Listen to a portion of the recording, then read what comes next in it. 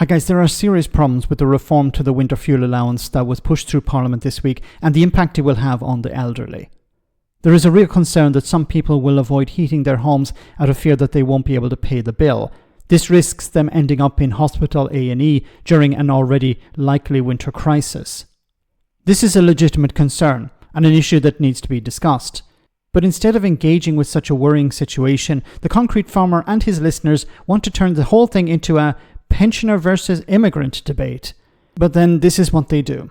But let's get a voice note from Diana on pensioners. Morning, Mike. If pensioners get ill and end up in hospital and can't be released because their houses are cold, because their heating allowance was withdrawn, can they be put up in hotels? Yeah, well, everybody else seems to be getting put up in hotels. We've got prisoners being put up in hotels now. We've got criminals being put up in hotels. We've got migrants being put up in hotels. I mean, what on earth is going on? Is anybody actually staying in a hotel who's paying for it themselves? I mean, I feel like I should go to one of these hotels and say, look, I'm paying for all these other people to be here. Can I be here as well? Can you give me a free room? Because I've already paid out of my taxes, thousands of pounds to house all these bozos who shouldn't even be here, for heaven's sake. It's not a hotel. Why do we have to keep reinforcing this point? Does this guy have concrete on the brain?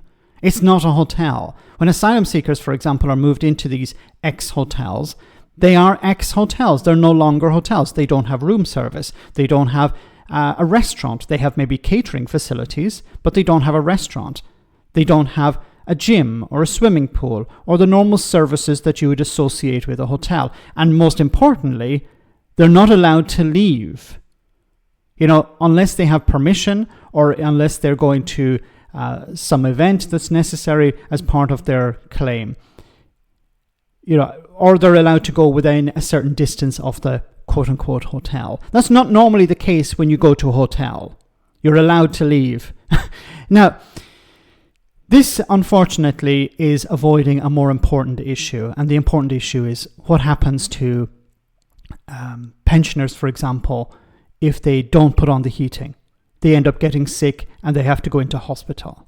This is a real concern. This is a really important issue that could be discussed here. What happens to these pensioners? Because, look, there's no point of talking about moving them into hotels. That's not going to happen, and they're not hotels. But what's going to happen if there are people who end up in E&E because of hypothermia or other issues related to the cold? This is going to put pressure on the NHS. So I think, on the one hand, the Labour government were saying, look, we need to fill this black hole.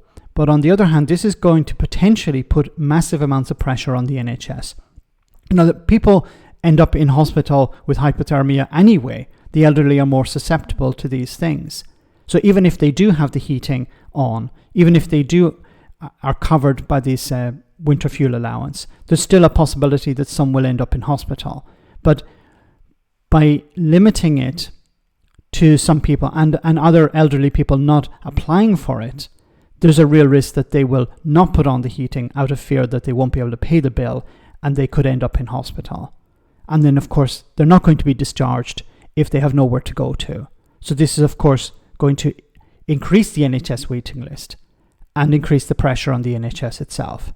So this is an issue that needs to be discussed, not whether we put pensioners into hotels, which are not actually hotels. It's depressing because there's a real opportunity to discuss something important here, and instead it's derailed by immigration because, unfortunately, Talk TV and GB News exist to just whip up anger, it seems, make people upset about immigrants when there are issues that need to be discussed and resolved. Let me know in the comment section, guys, what you think. As always, your comments are greatly appreciated. Thanks a lot.